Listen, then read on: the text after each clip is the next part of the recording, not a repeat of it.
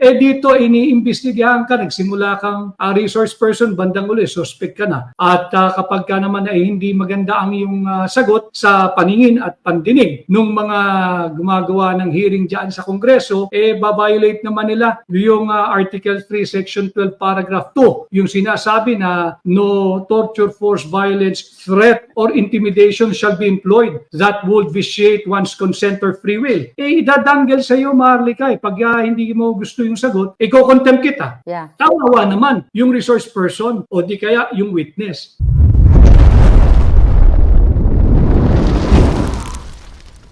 Yung sa hearing sa House of Representatives, pinapakita nila na yung war on drugs ni Pangulong Duterte ay hindi naging matagumpay. Gusto nilang isiksik sa isipan ng taong bayan na failed yung war on drugs si Pangulong Duterte at itong bagong administrasyon na ito ay maganda yung approach. Dapat itigil nila yung investigation tungkol sa drug war. Unang-una, Congress should not and cannot and should never arrogate unto them the powers that are reserved for prosecutorial bodies and trial agencies. Sila ay in aid of legislation lamang. Hindi natin sila, we will not deny that it is inherent upon Congress to do investigation in aid of legislation. But they have no power to conduct expose just for the sake of exposure. Ano yung batas na nais nilang i-legislate? Hindi pwedeng i-violate mo yung due process clause ng witness, resource person, at kung sino mang ipatatawag mo yan. At lalong hindi mo pwedeng labagin yung karapatan ng mga witness mo, pati yung mga nagsimulang naimbitahan as resource person, bandang huli para ka ng suspect. You should not, and we should not tolerate any violation of the right against self-incrimination. And these are all constitutional rights given to every Filipino sa Article 3. Yung Article 1 na no person shall be deprived of life, liberty, of property without due process of law. Dito, iniimbestigahan ka, nagsimula kang resource person, bandang uli, suspect ka na. At kapag ka naman ay hindi maganda ang iyong sagot sa paningin at pandinig ng mga gumagawa ng hearing dyan sa Kongreso, babiolate naman nila yung Article 3, Section 12, Paragraph 2, yung sinasabi na no torture, force, violence, threat, or intimidation shall be employed that would vitiate one's consent or free will. Idadanggel sa iyo, Maharlika, pag hindi mo gusto yung sagot, iko-contempt kita. Yeah. Tawawa naman yung resource person o di kaya yung witness. At higit sa lahat, yung Article 3, Section 17 ng ating saligang batas, yung right against self-incrimination, kapag ka ikay ginigipit na at sa tingin mo bandang dulo ikay kakasuhan dito, karapatan ng kahit sino man na nandoon na sa isang custodial investigation o dili kaya isang pagdinig na mistulang custodial investigation na, karapatan na niya yun, kahit ang korte hindi pwedeng i-deny sa kanya yun, to invoke his right against self-incrimination. You cannot force anybody to become a witness against himself or herself. Yun lamang, dapat may pagrespeto pa rin tayo sa ating saligang batas. At yan yung sentimiento ng higit na nakararaming Pilipino that I am just articulating now in your program, Arnica. It's just so sad, Attorney Vic, with what's going on sa ating mga kababayan. Kung matatandaan mo, Attorney Vic, ang ating mga indigenous people, yung ating mga IPs, na inawardan ng Duterte administration ng property. Nung pumasok po ang Marcos administration, ay binawi yung award na yon. At ang sitwasyon nila ngayon ay displaced sila o walang masisilungan. Nakakalungkot. Ako po, araw-araw galit ako sa mga nangyayari.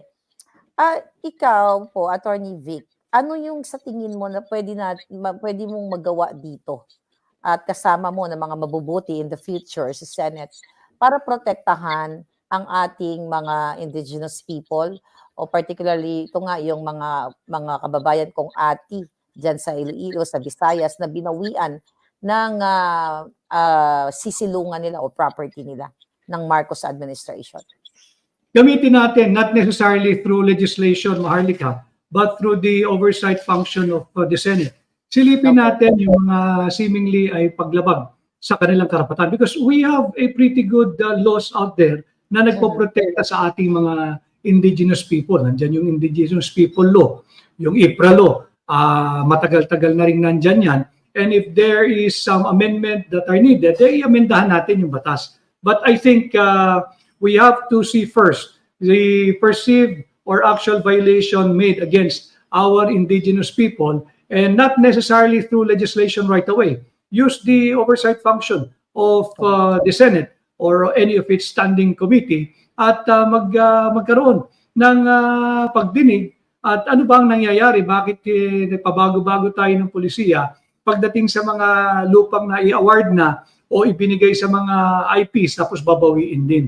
We have to protect them dahil ito yung ancestral land nila yan eh. Kanila yan mula pa nung araw, mula pa sa ninuno nila at nandiyan na sila. Tayo ngang mga outliers, kagaya sa Boracay, tayo nga nag-invade ng territory nila eh. Kanila yan eh. Di ba? Sa mga atis, kanila yan eh. Lupa nila yan.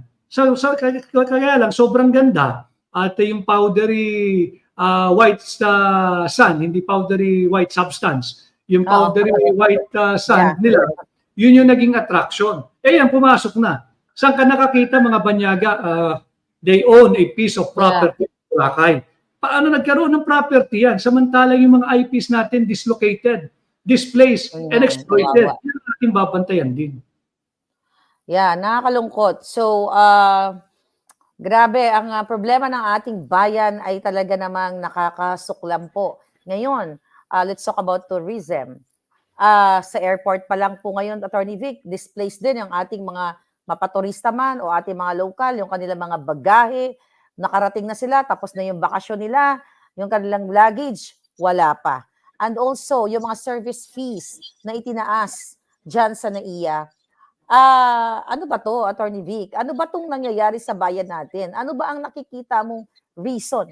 Bakit bigla namang tumaas ang mga service fees? At ito yung sitwasyon ngayon na supposedly ang slogan ng gobyernong ito ay bagong Pilipinas. Pero hindi lubog ang Pilipinas sa lahat na lang ng ganitong klaseng kahihiyan na naidudulot ng mga tiwaling politiko, not only sa ating mga Pilipino but internationally. Kagaya ng turismo, kagaya din ng problema sa agrikultura, babalik tayo at mauuwi tayo, Maharlika, sa budget eh. Kaya nga sabi ko, it's the alpha and the omega of all of our problems. Yung maling public investment, mali yung paggamit ng pera. Imbis na ibinibigay sa ayuda, tanungin mo, kahit sino magsasaka, hindi naman sila excited eh. Hindi naman sila looking forward na papilahin mo ng madaling araw para makatanggap ng magkakanong ayuda. Mas gusto nila na mag-invest ang gobyerno, bigyan mo ng post-harvest facility para naman hindi na nabubulok yung kanilang ani, whether ay palay, whether ay gulay, whether ay gatas. Kailangan nila ng post-harvest facility and they cannot afford that. More than ayuda, hindi yun ang ibigay natin. Sa turismo, how can you attract tourism? Ang laging sukatan lagi di ba, yung banyo. Yung simpleng banyo natin na hindi naman kaaya-aya, marumi, madilim, kulang sa tissue paper, yung mga lock mukhang medyo tulak mo lang ng konti, may makakapasok sa labas. Wrong public investment. So I think babalik tayo sa budget. And there should be, I think, a longer planning. Hindi yung pag na-institutionalize mo na yung direksyon ng programa ng turismo, pag dumating yung bagong administrasyon, set aside yung naiplano na maganda dahil yan ay nagmula sa previous administration or administration. There should be continuity. Ang governance is like a mosaic, Maharlika. You have to build on what was built by your predecessor. Hindi mo pwedeng buwagin lahat ng mabuti o kundi man masyadong mabuting nagawa na ng pinalitan mo o sinundan mong administrasyon. You have to build around what was built by the previous administration. Why? Public money yun eh. We have invested so much doon sa mga naipundar na ng previous administration. Whether panahon pa nung Marcos Sr. napunta kay Cory Aquino and so on and so forth. We have to build around what was built during the past administration. Yun ang nakikita kong dapat din natin silipin. And we have yet to harness the potential of our tourism industry and the potential of our tourist attraction. Ang dami nating magagandang lugar, but we cannot compete. Why? Simulan mong problema sa airport. Simulan mo yung problema ng connectivity from airport papunta doon sa place of your destination. Hindi pa ganun ka-seamless.